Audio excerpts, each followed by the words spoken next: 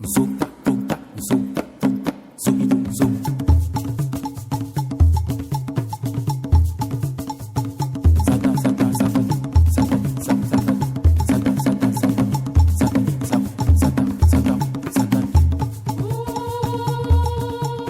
le 5 février, sous le leadership de l'ABE, qui est dépositaire de la Convention de Ramsar, toutes les structures intervenant dans les zones humides se réunissent pour faire le point, le bilan au niveau national des activités menées, des perspectives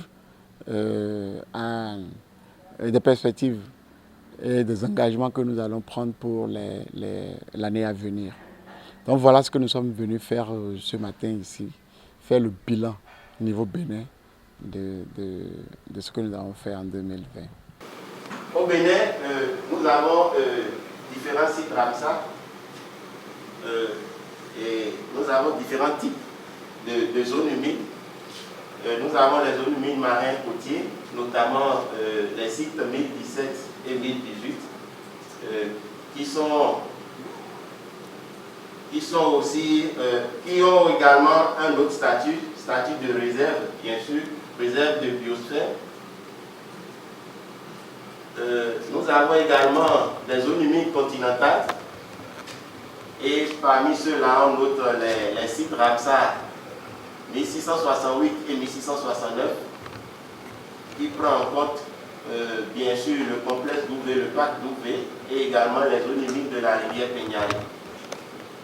Pour ce qui est des sites transfrontaliers, le Bénin a à ce jour un seul site Ramsar qui est transfrontalier, c'est le complexe WAP. Au niveau du site Ramsar 18, nous intervenons dans la commune de Sénécodi, Abigué, Soava, Tambo, Azogodoumé, Lama. D'abord, nous assurons pas au niveau du 18. Dans Soava, on a contribué à la création du sanctuaire du héron bureau. Nous qui intervenons dans les zones humides, nous savons que c'est une espèce qui est sur la liste de l'ICN, qui est vraiment en disparition. Et cette action a permis de protéger l'habitat de l'espèce à la zone de Wedo. Et dans le temps, il y a l'arrêté communal qui a été pris pour interdire la coupe des paludistes ainsi que la chasse de ces espèces-là.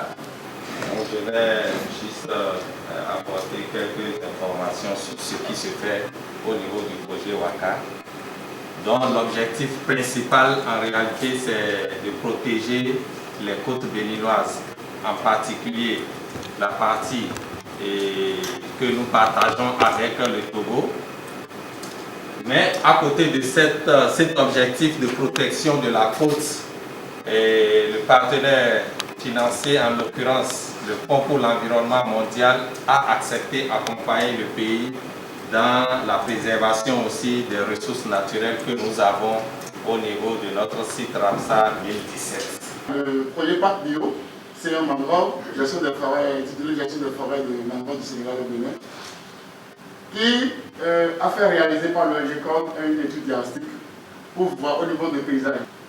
Donc hier, 4 février, on a mis en place une plateforme de concertation des acteurs qui interviennent sur le paysage identifié, pas sur tout le site. Donc que certains ne soient pas étoilés, c'est des acteurs qui interviennent sur ce paysage que ce projet-là vise.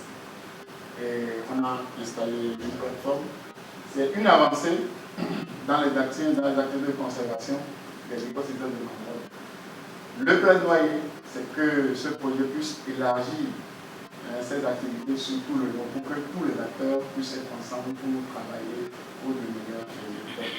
J'ai remarqué qu'au niveau régional, donc dans les 6 pays où intervient WACA, le taux d'exécution est quand même très faible. On nous parle souvent d'un taux d'exécution de 5 à 7% en fonction des pays. Au niveau du Bénin, qu'est-ce qui explique réellement ce taux d'exécution faible? On sait qu'il y a énormément d'études à réaliser, mais on sait aussi que les projets ont souvent une durée de vie. Si on se focalise trop sur les études et qu'on ne fait pas d'action concrète sur le terrain, à un moment donné, on risque de se retrouver avec un taux d'exécution qui est très faible et puis le bailleur va dire qu'on passe trop de temps à faire des études. Est-ce qu'il ne faudrait pas, à un certain moment, changer de stratégie, mettre en œuvre des activités parallèlement aux études qui devraient être réalisées sur le terrain?